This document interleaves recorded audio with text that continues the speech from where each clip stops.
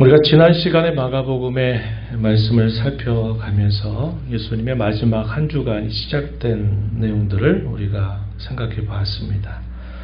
어린 나귀 새끼를 타고 예루살렘으로 입성하시는 주님은 성경의 예언을 따라서 예수님은 그 말씀의 그대로 성취를 따라 나귀를 타고 예루살렘으로 입성하셨고, 당시의 많은 백성들은 이제 자신들이 오랫동안 기다렸던 메시아가 예루살렘에 임하게 될 때 있게 될 일들을 나름 기대하면서 호산나 호산나 하면서 찬송하는 모습을 우리가 살펴보았습니다. 그리고 예수님께서 다음 날 무화과 나무에 잎이 많은 걸 보고 열매가 혹시 있을까 봤는데 열매가 없게 되자 예수님께서 이 무화과 나무를 저주하시는 특별한 그런 사건이 있었던 것 살펴봤습니다. 그리고 제자들을 데리고 예루살렘으로 들어가시자마자 예수님은 이 성전을 청결하게 하는 그런 사건을 일으키셨던 것을 우리가 함께 살펴보았습니다. 이런 내용들을 통해서 열매 없음에 대한 예수님의 심한 책망, 또 예수님과 사람들 사이에 서로 동상이몽과 같은 서로 다른 꿈을, 기대를 꾸고 있는 모습들을 우리가 함께 생각해 보았습니다. 오늘은 화요일에 있었던 사건들을 우리가 함께 살펴보게 될 텐데, 다음 날, 전날에 예수님이 무화과 나무를 저주하셨더니 다음 날에 나가면서 보니까 이 무화과 나무가 뿌리째 말라 있는 것을 보게 됩니다. 그와 관계된 교훈을 예수님이 제자들에게 베푸시는 내용의 소개가 되고, 또다시 예루살렘 성전으로 들어가자 거기서 예수님의 오심을 기다렸던 이 종교 지도자들이 예수님에 대하여 많은 질문들을 던지면서 서로 논쟁이 붙게 됩니다. 그러한 내용 가운데 우리가 일부를 함께 생각해 보면서 또 오늘도 말씀의 귀를 기울이겠습니다. 성령 하나님께서 우리 마음을 밝혀주셔서 또 잘 깨닫게 하시고, 또 깨달은 말씀 잘 순종하며 나아가게 되기를 기대합니다. 오늘 우리가 읽은 말씀의 내용은 크게 두 부분입니다. 화요일 날 아침에 제자들을 데리고 다시 예루살렘으로 나아가시면서 어제 예수님이 저주하셨던 그 무화과 나무를 보게 되었을 때 뿌리째 말라 있는 그 광경에 대한 내용들이 20절부터 26절 소개가 되고 있습니다. 그리고 이어서 27절부터 마지막 절 내용은 성전에 들어가셨을 때 종교 지도자들과 논쟁이 벌어지는데 그 논쟁의 첫 번째 내용에 대해서 소개해 줍니다. 도대체 무슨 권위로 어제와 같은 일을 했느냐 이거죠. 어제 같은 일. 종교 지도자들과 당시에 매매하는 사람들 사이에 암묵적인 거래가 이루어졌었고, 그 일에 관하여 누구도 뭐라고 하지 않는데 예수님이 그곳에 가자마자 다 상을 뒤엎고 의자를 엎으시면서 다 내어 쫓는 그런 모습이 있었단 말이죠. 그래서 그에 대해서 종교 지도자들이 도대체 네가 무슨 권위로 이런 일을 했느냐 하는 것으로 논쟁이 붙게 되는 이야기가 소개가 되고 있습니다. 이것은 화요일에 있게 되었던 사건들에 대한 기록입니다. 먼저 무화과 나무 뿌리째 말라져 있는 이 일을 통해 주님이 뭐라고 말씀하시는가를 함께 살펴보겠습니다. 예수님 예루살렘 부근에 가까운 베다니 지역에서 계속 제자들 데리고 베다니로 왔다가 다시 또 성전으로 올라가셨다가 또 제자들을 데리고 내려오면 또 베다니 머무시다가 이런 일을 계속 반복하십니다. 이른 아침에 제자들을 데리고 또다시 베다니로부터 예루살렘 성전으로 올라가시는 중에 어제 예수님이 무화과 열매가 있는가 살펴봤던 그 나무 보니까 뿌리째 말라서 완전히 죽어있는 상태를 목격하게 된 겁니다. 베드로가 나서서 먼저 그 이야기를 시작했습니다. 어제 예수님이 그 저주했던 무화과 나무가 뿌리째 저렇게 말라져 있습니다. 이러한 이야기를 언급하게 되면서 예수님이 그에 관한 교훈들을 제자들에게 베푸시는 내용이 소개가 되고 있습니다.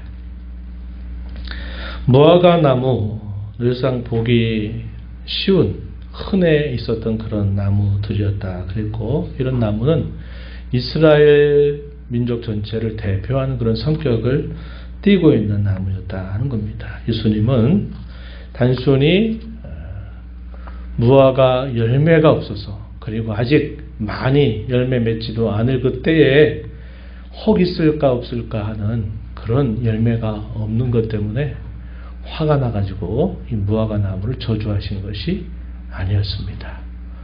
보이는 이 하나의 사건을 통해서 하나님은 당시 이스라엘 백성들, 종교 지도자들을 뿐만 아니라 일반 백성에 이르기까지 그들의 오랜 삶 속에서 하나님께로부터 많은 은혜를 받았음에도 불구하고 열매를 맺지 못하고 있는 그들을 예수님은 책망하시는 일을 하신이다 하는 사실이었습니다.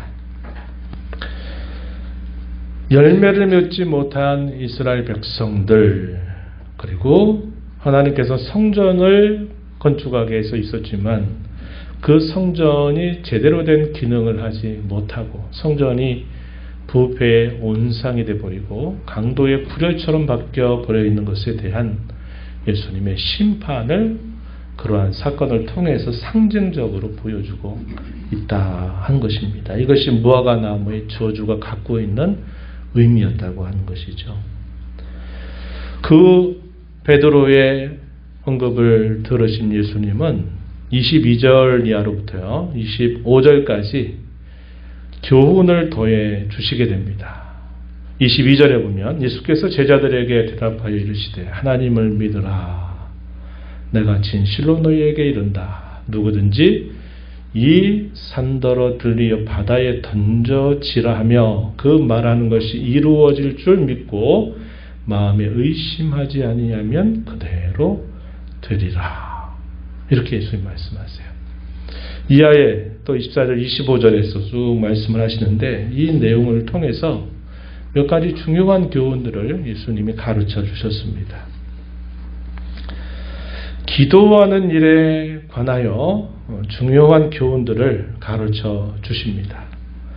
믿음이라고 하는 것과 또 기도하는 것과 그리고 그 기도에 걸맞는 선한 행실들이 함께 동반되어야 된다고 하는 것과 기도하는 것이 근본적으로 하나님의 은혜와 긍휼을 힘입기 위해서 우리가 기도를 하는데 우리가 하나님의 은혜와 긍휼을 힘입기 위하여 기도한다면 우리도 긍휼의 마음을 가지고는 살아야 된다 하는 것을 예수님이 이 말씀을 통해서 교훈해 주고 있다는 겁니다. 그래서 이것은 서로 개별적으로 하나하나 서로 분리되고 있는 내용들이 아니라 우리의 기도는 믿음과 함께 연결되고 우리의 선한 행실들과 함께 연결이 되고 또 긍휼을 받기 원하고 은혜를 받기 원하는 것처럼 우리도 그런 긍휼의 마음을 가지고 또 형제와 자매와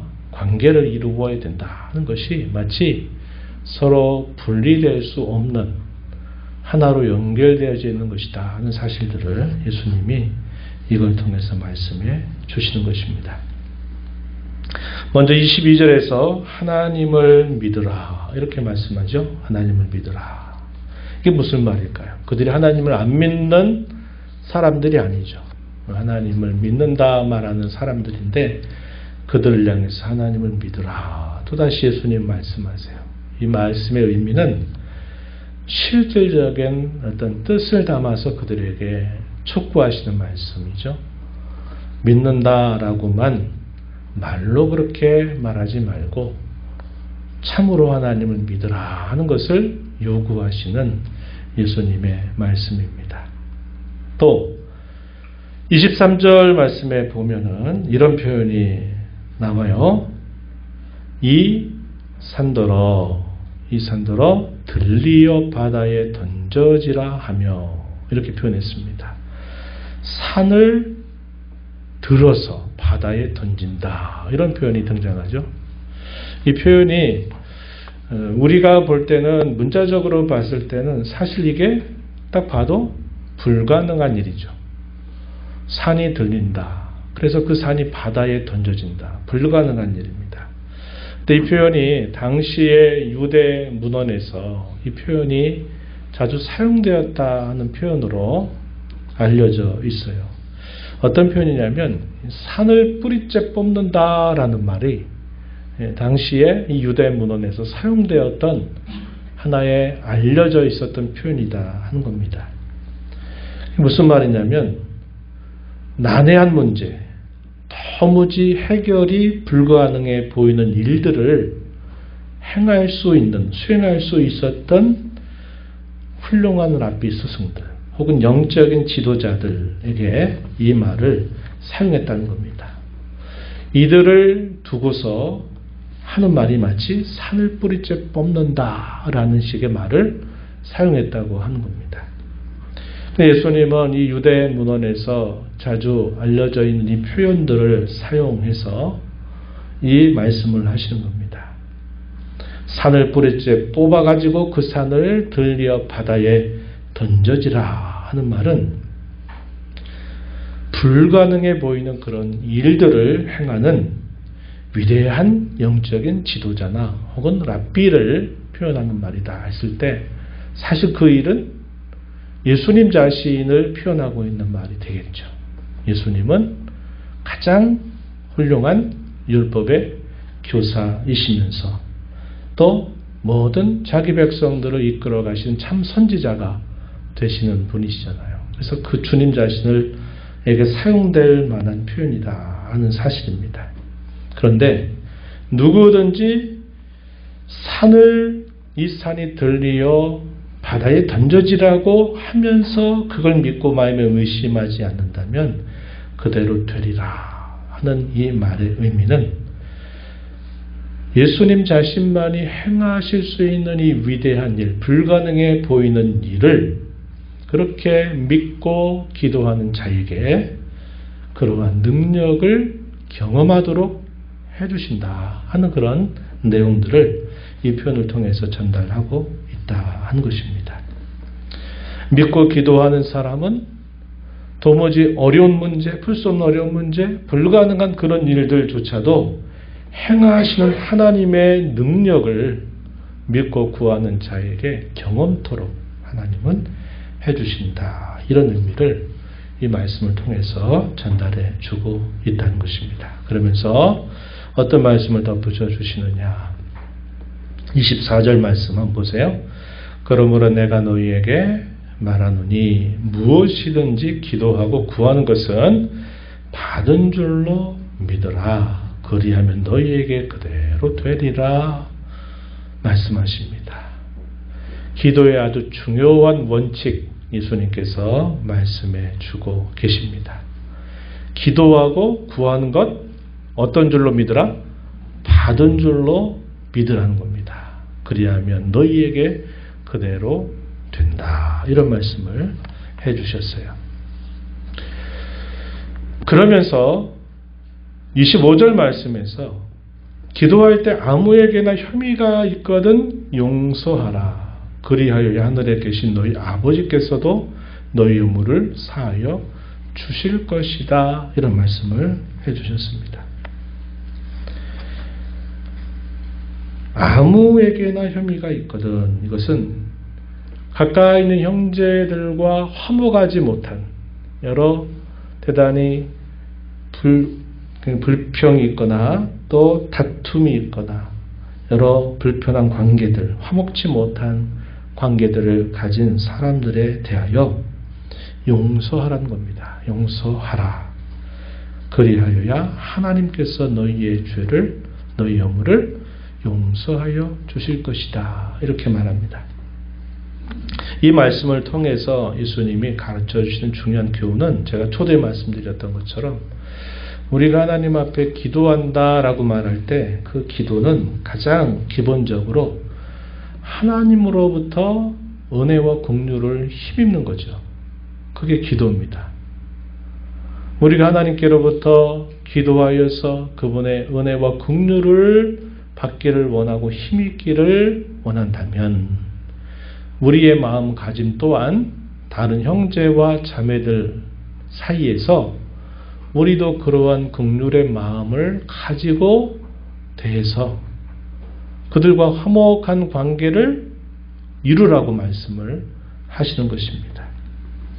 그래서 기도할 때 이것이 중요하다는 거죠.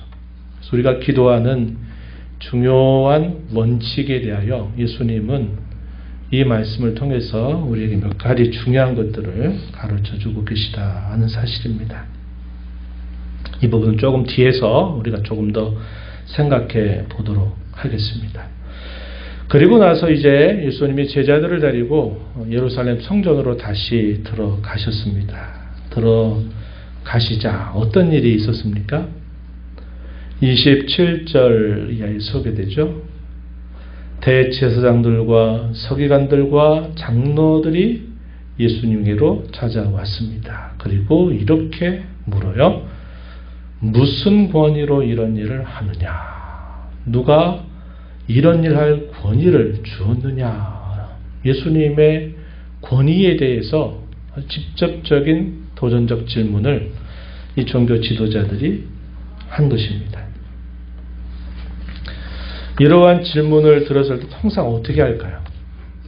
대개 그 질문 그대로 이렇게 대개는 답변을 하려고 하겠죠.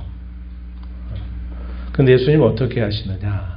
예수님이 얼마나 지혜로우신 스승이신지 예수님은 그 꼼짝달싹 못하게 어렵게 만드는 그 질문들을 종교 지도자들이 고민해가지고 뭔가 올무에 빠지게 하고 딜레마에 집어넣으려고 하는 질문을 할 때마다 예수님은 그들보다 더 한 차원 위에서 오히려 그들이 답변을 할 수 없도록 그렇게 질문을 반문하시는 모습을 보여주셨어요.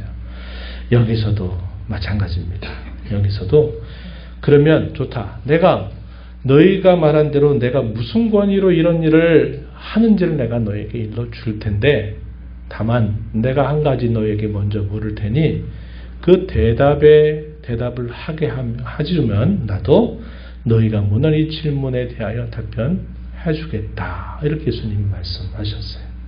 그러면서 뭐라고 물으시느냐. 30절 말씀에 보면 요한의 세례가 하늘로부터 온 것이냐 사람으로부터 온 것이냐 이렇게 예수님이 질문을 던져요. 반문하신 것입니다. 우리가 잘 아는 바와 같이 세례자 요한이 예수님이 공생애를 시작할 때 태생적으로는 6개월 먼저 태어났죠. 그리고 예수님의 오심을 준비했던 선지자입니다. 이사야서 40장에 예언됐던 말씀이에요. 광야에 외치는 자의 소리로 그가 먼저 와서 그가 한 일이 뭡니까? 요단강 가에서 사람들에게 세례를 베풀었어요. 그래서 이 요한의 하나의 별칭이 세례자 요한, 우리 번역에는 세례 요한이라고 되어 있는데 이 세례자 요한이라고 하는 별칭이 붙을 만큼 요한은 예수님의 오심을 준비할 때 이 회개의 세례를 베풀면서 예수님의 오심을 준비했던 인물이죠. 그가 뭐라고 말합니까? 회개하라. 하나님의 나라가 가까이 왔다. 이렇게 말하면서 세례를 베풀면서 이스라엘 사람들, 종교 지도자들 혹은 일반 사람들, 지위 고하를 막론하고 세례를 받으러 나오는 모든 사람에게 세례를 베풀면서 회개하라. 하나님의 나라가 이제 가까이 왔다. 이제 여기 왔다는 겁니다. 그리고 또 뭐라고 말합니까? 회개에 합당한 열매를 맺어라. 이미 도끼가 나무 뿌리에 놓여 있어서 회개치 않는 자는 마치 도끼가 나무 뿌리를 끊어내듯이 그들이 심판을 받게 된다. 이러한 메시지를 세례자 요한이 계속 베풀었던 겁니다. 여기 요한의 세례라고 말해 그런 의미를 담고 있는 표현입니다. 요한이 와서 한 일이 뭐예요? 아까 말씀드렸듯이 종교 지도자들 일반 백성 할 것 없이 하나님의 백성이라 부름받는 모든 이들에게 세례를 베풀면서 열매 맺지 못하는 그들의 삶에 대하여 회개치 않는 그들의 삶에 대하여 책망하면서 회개할 것을 촉구하고 회개하는 자가 하나님의 나라에 들어간다고 하는 사실을 계속 증거했다 이 말이죠. 예수님이 전날 밤 성전에 들어오시자마자 상을 엎고 의자를 덮으시면서 사람들을 다니게 못하게 하셨던 이유가 뭡니까? 이 집은 만민이 기도하는 집인데 이 집을 너희가 뭐로 만든다고요? 강도의 소굴처럼 너희가 만들어 버렸다. 그러면서 예수님이 심히 책망하시는 그런 일을 했던 거죠. 그게 뭡니까? 성전은 가지고 있고 율법은 그들이 받았다고 하는 것에 대한 자부심과 정체성은 말하고 있지만 실상 그들이 회개하거나 또 그들이 열매 맺는 그 일에 있어서 그들이 오랜 시간 동안 그 중요한 것들을 외면하면서 살아왔다고 하는 사실이죠. 요한의 세례, 바로 회개하고 열매 맺으라는 겁니다. 열매 맺지 못하면 회개하고 다시 또 열매 맺도록 계속 돌이키는 것을 촉구하는 것이죠. 그런데 그 요한의 세례가 하늘로부터 왔냐 할 때 이 하늘은 비껴 사용하는 표현입니다. 하나님을 비껴 표현하고 있는 말이에요. 요한의 세례가 누가 주신 것이냐? 하나님이 주신 거냐? 아니면 사람들이 그렇게 하라고 해가지고 한 거냐? 예수님은 그걸 단도직입적으로 물으신 것입니다. 이 질문을 들었던 종교 지도자들이 모여가지고 곰곰이 의논을 했습니다. 그러면서 그 의논하는 내용이 소개가 되고 있는데요. 31절 말씀에 보면 그들이 서로 의논하여 이르되 만일 하늘로부터다. 요한의 세례를 하나님이 선지자를 통해서 예언하셨던 대로 그가 하나님이 보내주신 하나님의 권위로 그가 한 일이다 라고 만약에 말을 한다면 왜 그의 말을 듣고 그 말을 믿지 않고 회개치 아니했느냐 하는 것으로 책망받아 마땅하다는 거죠. 그래서 이건 안 되겠다 이렇게 말한 겁니다. 그럼 반대로 요한의 세례가 사람에게서 났다라고 말하면 어떻게 할까 생각을 해보니까 당시의 모든 이스라엘 백성들은 이 세례자 요한은 참 선지자다라는 이런 확고한 믿음을 가지고 있는데 그들을 이끄는 종교 지도자들이 그 사실을 공공연하게 부정해버리면 백성들로부터 큰 원성을 받을 수밖에 없는 처지가 되는 겁니다. 사람들을 두려워하여서 사람에게서 났다라고 말할 수도 없었던 겁니다. 그럼 선택은 뭐였을까요? 마지막 절의 앞부분에 소개가 되죠. 뭐라고 예수님께 대답합니까? 우리 모른다 이렇게 답변을 한 겁니다. 그러니까 예수님의 이 반문은 오히려 자신들이 놓았던 그 올무에 더 큰 올무 가운데 자기들이 스스로가 빠져버리는 꼴이 돼버려서 이렇게 해도 저렇게 해도 답변을 못하게 된 겁니다. 그래서 할 수 있는 일, 우리 그런 거 모른다고 이렇게 부정해 버린 태도를 가진 것이죠. 우리가 알지 못한다라고 이렇게 말함으로써 사실 이 사람들이 뭘 지금 예수님께 따지려고 한 겁니까? 당신이 무슨 권위로, 당신이 무슨 권위가 있다고 성전에서 이러한 소란을 피우며 이런 일을 하느냐라고 지금 따져가지고 뭔가 죄목을 좀 찾아보려고 사실 이런 질문을 했던 것이거든요. 그런데 이들의 대답이 우리 모른다라고 대답함으로써 예수님이 성전을 이렇게 정화하신 이런 사건을 행하신 것에 대해서 더 이상 그걸 가지고 캐물을 수 없는 그런 함정에 빠져버리게 된 거죠. 그렇게 빠져버리게 된 겁니다.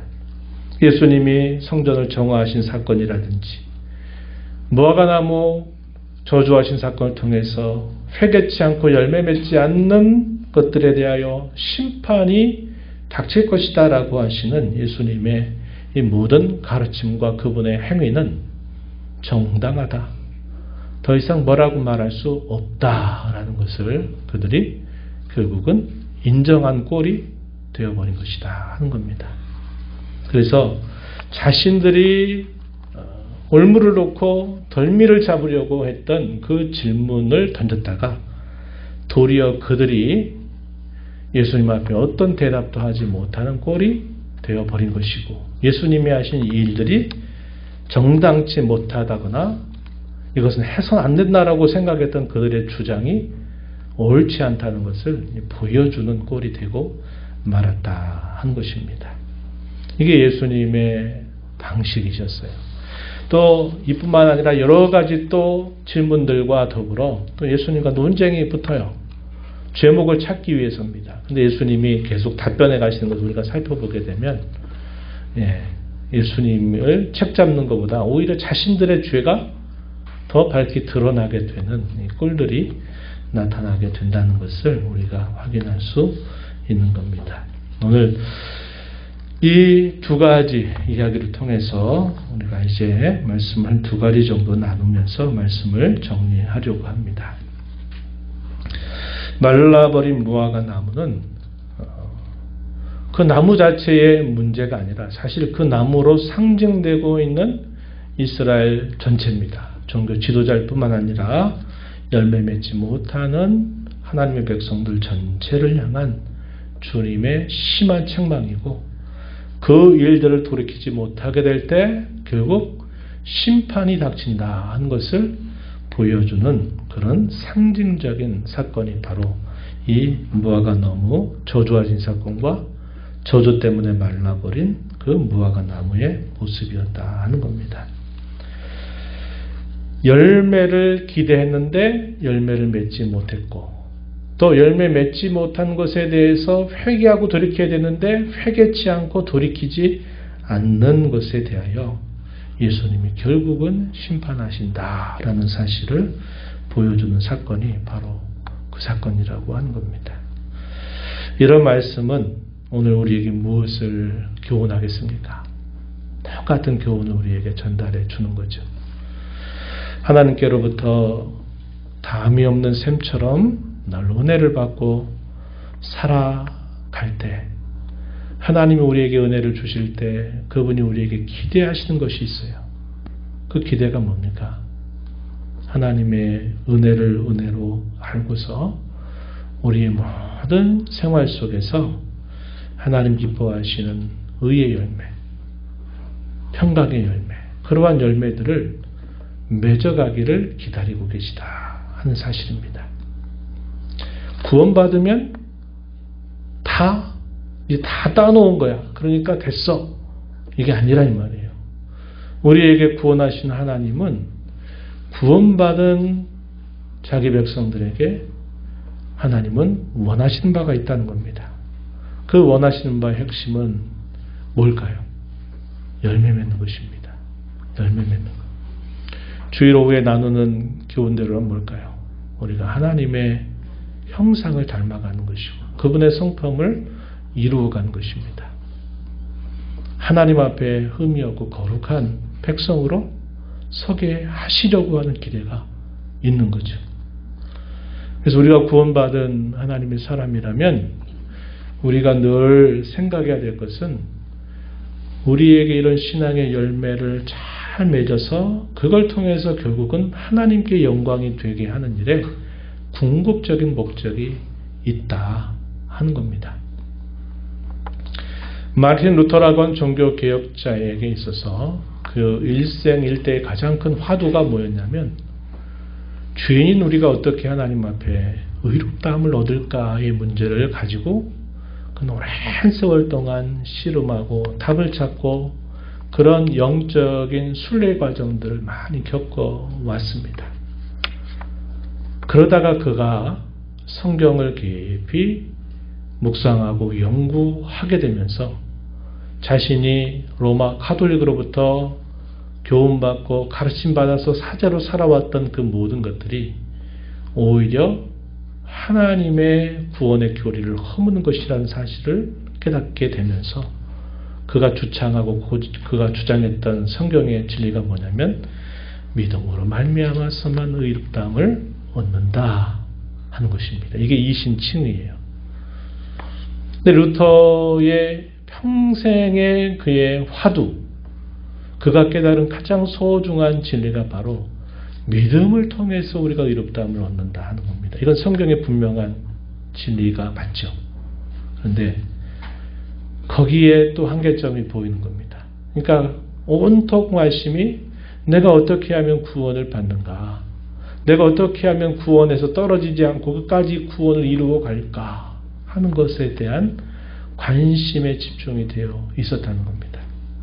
근데 그것이 한계예요.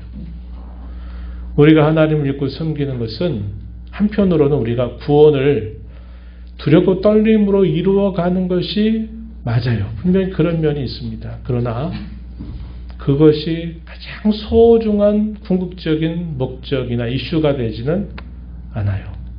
우리의 궁극적인 이슈, 목적은 우리가 하나님의 형상을 닮아감으로써 마침내 하나님께 영광이 돌려지도록 하는데 그 궁극적인 목적이 있다 한 겁니다. 그래서 이 루터를 평가할 때 사람들이 뭐라고 말하냐면 칭의의 신학자다 이렇게 그를 평가하기도 해요. 왜냐하면 그는 어떻게 하면 구원받느냐에 모든 초점이 모아져 있기 때문에. 그러나 그 뒤에 바로 이어서 또 종교개혁을 완성했다 보는 칼빈이라고 하는 이분은 그 칭의의 교훈을 넘어서서 어떻게 하면 우리가 하나님께 영광이 될까 하는 것이 일생일대의 가장 중요한 목적, 그의 삶의 이슈가 되었습니다. 우리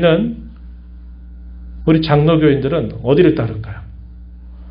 이신 칭의를 당연히 붙들고 우리는 어떻게 하면 나를 구원하신 하나님께 영광을 돌릴 수 있을까? 여기에 관심을 가지고 살아가는 것이 우리의 신앙의 중요한 이슈가 되어야 된다는 겁니다. 이게 성경의 가르침이에요. 그래서 우리가 주일 5회도 살펴보지만 우리가 거룩하게 되어 가는 것이 우리의 구원에서 당연히 따라오게 되는 필연적인 과정이라고 하는 것이고, 그 거룩함이라고 하는 본질은 우리가 하나님의 형상을 닮아가고 그분의 성품을 이루는 데 있다는 겁니다. 그러나 그것이 끝이 아니라 그걸 통해서 결국은 하나님께 이 모든 일을 준비하시고 이 모든 일들을 진행하시고 이 모든 일들을 완성하실 하나님께 모든 영광이 돌려지도록 하는데 그 목적이 있다는 겁니다. 오늘 우리가 무화과나무의 교훈을 통해서 우리가 깊이 생각해야 될 것은 바로 그것입니다. 구원을 하신 우리 하나님은 우리로 하여금 열매 맺기를 기대하고 있다는 것입니다. 이 열매 맺지 못하는 삶에 관하여서는 우리가 어떻게 해야 될까요? 참되고 진실한 회개를 통해서 회개에 합당한 열매를 맺도록 또다시 우리는 열매 맺는 자로 살기를 또 은혜를 구하면서 힘쓰면서 살아야 되고, 그러지 못할 때 또 회개하고 돌이켜서 또 그렇게 살기를 주님이 우리를 부르실 때까지 우리는 그렇게 살아야 될 사람들이다 하는 겁니다. 그래서 내가 어떻게 구원받는가에 모든 초점을 모아 사는 것이 아니라 내가 어떻게 하면 이 구원의 하나님께 영광을 돌리면서 그분의 뜻을 행하며 살 것인가가 우리의 인생의 가장 중요한 목적이 되어야 된다 하는 겁니다. 그래서 소리문답 우리가 살펴보고 있는데 첫 번째 문답의 내용이 뭡니까? 인생의 제일 된 목적이 무엇입니까? 답하기를 인생의 제일 된 목적은 하나님을 영화롭게 하는 것과 그분을 영원히 즐거워하는 것입니다. 라고 이렇게 답변하면서 성경의 모든 이야기를 쭉 풀어가고 있는 거예요. 그래서 우리가 성경을 알고 신앙생활이 깊어지고 하나님을 알아가는 것의 궁극적인 열매는 하나님을 영화롭게 하고 그분만으로 만족하고 그분만 즐거워하는데 우리의 삶의 모든 모습이 모아져 있다고 하는 것이죠. 여러분 열매 잘 맺고 신앙생활 하고 있습니까? 열매 맺지 못하는 것에 대해 여러분들이 참되고 진실하게 회개하고 돌이키려고 애를 쓰고 있습니까? 우리가 전자는 늘 부족하고 허물이 많은 자라도 후자는 우리가 늘 마음속에 잊지 말아야 될 거예요. 그래서 우리는 주님 앞에 나올 때마다 이런 생각이 되겠죠. 주님의 기대하심에 미치지 못하고 죄를 지었던 것에 대한 진실한 고백과 용서를 구해야 돼요. 또 한편 하나님이 기대하시는 것을 우리가 힘써 준행하지 못한 것에 대한 부족함과 연약함을 또 하나님 앞에 고백하고 우리를 용서해 주시기를 바라야 된다 이 말이에요. 하지 말라 한 것을 했으니까 죄가 되니까 그것도 우리가 고백해야 될 바고, 하라고 이거 열심히 하고 살아라 했는데 우리가 그거 열심히 하지 못하고 살았다면 하지 못하고 산 것에 대한 부족함과 연약함도 우리가 하나님 앞에 또 겸손히 고백하면서 우리의 허물과 연약함과 죄를 용서해 주시기를 구하는 거죠. 그리고 어떻게 될까요? 한편으로는 하지 말라고 하는 것에 대해서 하지 않도록, 죄를 범하지 않도록 우리가 또 영적으로 씨름하면서 살아야 되고, 또 한편으로는 뭘까요? 하라고 하신 것. 먼저 하나님의 나라를 구해라. 그분의 의를 구해라 하시는 주님의 그 부탁, 또 제자 삼아라, 복음 전해라 하시는 주님의 이 대위임령과 같은 주님의 분부를 우리가 힘써 행하지 못한 것에 대해서도 우리의 허물과 죄로 고백하고 주님 은혜 주시고 힘 주셔서 더 잘 감당하도록 도와주세요. 이렇게 계속 우리가 기도하고 힘쓰는 일을 해야만 된다는 겁니다. 그게 우리가 할 일이에요. 우리가 하나님이 보시기에 얼마나 온전한 열매를 맺겠습니까? 하나님 보실 때 우리의 아무리 의로움이라고 해도 그것은 이사야서 보니까 더러운 옷과 같고 낡아 빠진 옷과 같다 이렇게 말했어요. 우리는 어떻게 성도가 구원받은 자로 살아가야 되는 우리의 삶의 모습이다 하는 걸 다시 한번 되새기게 되기를 바라고, 두 번째는 기도 응답에 있어서 중요한 조건들, 예수님의 교훈 가운데 잘 표현되어 있습니다. 우리가 읽은 말씀에 보니까 이렇게 표현했죠. 본문 다시 한번 가서 보시면 이런 표현을 하셨어요. 24절에 무엇이든지 기도하고 구하는 것은 받은 줄로 믿으라. 그리하면 너에게 그대로 되리라. 무엇이든 구하고 그렇게 될 줄로 믿으면 그대로 된다. 그랬을 때 기도의 중요한 원칙 가운데 우리가 붙잡아야 될 첫 번째는 뭐냐면 무엇이든지 원하는 대로 구하는 것이 과연 뭐냐 하는 거예요. 여기서 우리가 꼭 기억해야 될 것은 그분의 뜻과 그분의 목적에 부합한 것이어야 된다 하는 겁니다. 잠언서 우리가 얼마 전에 읽었어요. 잠언서 18장 9절 말씀에 보면 사람이 귀를 돌려 율법을 듣지 아니하면 그의 기도도 가증하다 이렇게 말합니다. 하나님 앞에 기도를 드리는데 그의 귀를 말씀으로부터 돌려서 말씀을 듣지 않고 하는 기도는 가증하대요. 요한복음 15장 7절에서 예수님이 또 이렇게 가르치셨어요. 우리 기억하는 구절입니다. 너희가 내 안에 거하고 내 말이 너희 안에 거하면 무엇이든지 원하는 대로 구하라. 그리하면 이루리라. 이렇게 말씀했어요. 또 오늘 우리가 읽은 무엇이든지 구하고 될 줄로 믿으면 이루어진 줄로 믿으면 그대로 되리라 한 게 우리 소원을 아무렇게나 다 하고 싶은 거 다 원하고 믿으면 된다 이런 의미가 아니라 하나님의 뜻과 그분의 목적에 부합하는 기도를 의미한다. 그래서 우리 기도의 첫 번째 원칙은 내가 받고 싶은 것, 내가 이루고 싶은 것을 마음껏 기도해도 된다가 아니라 하나님의 뜻에 부합된 내용을 따라 우리가 기도해야 된다. 이게 첫 번째 원칙이라고 하는 겁니다. 두 번째, 반드시 믿음이 동반돼야 한다는 거예요. 야고보서에서도 그렇게 말하죠. 너희가 구하여도 얻지 못한 것은 너희가 믿지 않기 때문이다. 의심하기 때문이다. 그렇게 말씀했어요. 여기서도 믿음과 기도는 낱개가 아니에요. 기도는 반드시 그 믿음과 연결이 되어야 된다 하는 겁니다. 그뿐만 아니라 또 살펴본 것처럼 뭐가 있어야 된다는 거죠? 우리가 은혜와 긍휼을 하나님 앞에 구하고 받으려면 우리도 그런 마음을 가지고 살아야 한다는 거예요.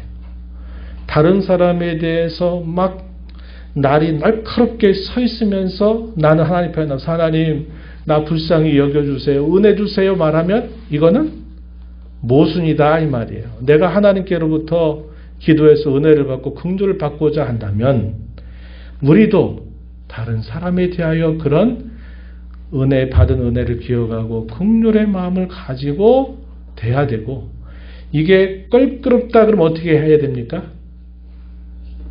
먼저 가서 화해하고 사과하고 와서 하나님 앞에 구하라는 거예요. 은혜 달라고 구하라는 거예요. 근데 우리가 이런 것들을 생각지 않고 그냥 내가 생활하는 거나 내 마음은 어떠한지를 살피지 않고 무조건 이거 해달라고 막 계속 끈질기게 기도하면 그래도 하나님 들어주신다 이렇게 말하는 것은 기도의 중요한 원칙을 놓치고 있는 것이 된다 하는 겁니다. 세 가지 기억하세요. 하나님의 뜻에 맞도록 기도하는 거예요. 그분의 뜻을 따라 살기 위해서 은혜를 구하는 것은 얼마든지 구하라는 거예요. 내 욕심 채우려고 기도하지 말고. 두 번째는 어떻게 하라고요? 두 번째는 반드시 믿음을 가지고 기도해야 된다는 거예요. 그거 안 해주면 나도 이미 계획 다 가지고 있어요. 이런 식의 태도 가지면 안 된다 이 말이에요. 우리가 이런 식의 태도 가지고 기도할 때 많잖아요. 사실 잘 따져 들어가면 이거 안 해줘도 나는 이미 내 계획을 다 가지고 있습니다. 해주면 좋지만 안 해줘도 나는 다 생각이 있어요. 알아서 하세요. 이런 식으로 기도할 때 많아요. 이렇게 하지 말라는 거예요. 세 번째는 은혜를 받기를 소원한 것만큼 우리가 다른 형제와 자매들에 대해서도 그런 마음을 회복하는 것이 중요하다. 그래서 우리의 기도는 믿음과 우리의 선한 행실이 동반될 때 그 기도가 응답되는 기도다 하는 것을 꼭 기억하고 한 가지만 더 말씀드리자면 이렇게 하는 것도 공로가 될 수는 없다 하는 겁니다. 이건 꼭 기억하셔야 됩니다. 기도 응답의 필요 조건으로 세 가지를 생각할 수 있어요. 그러나 그게 충분 조건은 아니에요. 그러니까 내가 이렇게 하면 이것이 내 공로가 되고 내 의가 돼서 하나님은 당연히 들어주셔야만 돼. 이게 아니라 이 말이에요. 절대로 기도는 우리의 공로가 되지 못해요. 근데 우리는 말하는 것 중에 기도의 분량이 안 차서 그래. 더 기도해봐요. 기도의 분량이 차면 하나님 들어주실 거예요. 이렇게 말하는 이런 식의 말투 속에는 뭐가 배어있냐면 내가 시간 들여 기도하고 정성 들여 기도하는 게 하나의 내가 하나님 앞에 의가 되고 공로가 된다고 생각하는 거예요. 그렇지 않아요. 우리의 기도는 절대로 공로가 되지 않아요. 이건 꼭 기억하셔야 됩니다. 그건 그분의 주권과 은혜에 속한 것이지 내가 이렇게 하면 반드시 내가 공로가 돼서 마침내 그게 분량이 차면 그때 땡그랑 하고 열리듯이 기도가 응답돼야 된다. 이런 건 아니다. 기도 응답은 궁극적으로 하나님의 은혜에 달려있는 일이다 하는 것을 기억하면서 우리가 기도하는 삶을 되돌아보고 또 우리가 하나님 앞에 살아가는 우리의 삶을 되돌아보면서 또 새롭게 다지는 저와 여러분이 되기를 바랍니다. 하나님 아버지, 오늘도 저희들을 불러주셔서 또 주의 말씀을 통하여 구원하신 하나님 앞에 우리가 어떻게 무엇을 위하여 살아야 될지 다시 한번 생각하게 하심을 감사합니다. 구원받았으니 다 됐다라고 생각하고서는 우리 마음대로 살다가 조금 시간 남으면 주님 기뻐하신 일을 하며 사는 것이 아니라 우리를 구원하신 하나님의 기대하심은 우리가 하나님 앞에 거룩하고 흠이 없는 백성이 되어서 하늘 아버지께 영광이 되게 하시려고 하는 분명한 목적이 있음을 늘 기억하고 날 부족하고 허물이 많은 저희들, 연약한 저희들의 모습을 늘 되돌아보면서 늘 하나님의 은혜를 구하며 남은 생애 동안 하나님께 기쁨이 되는 저희들의 삶이 되도록 인도해 주시고 기도할 때마다 하나님 앞에 늘 저희 자신들의 모습을 되돌아보면서 하나님의 뜻에 부합된 것을 강구할 뿐만 아니라 믿음으로 강구하게 하시고 은혜를 받기 원하는 것만큼 그 은혜의 태도를 우리가 다른 형제와 자매들에게 늘 가지고 살아가는 저희의 삶이 되게 하여 주옵소서. 예수님 이름으로 기도하옵나이다. 아멘.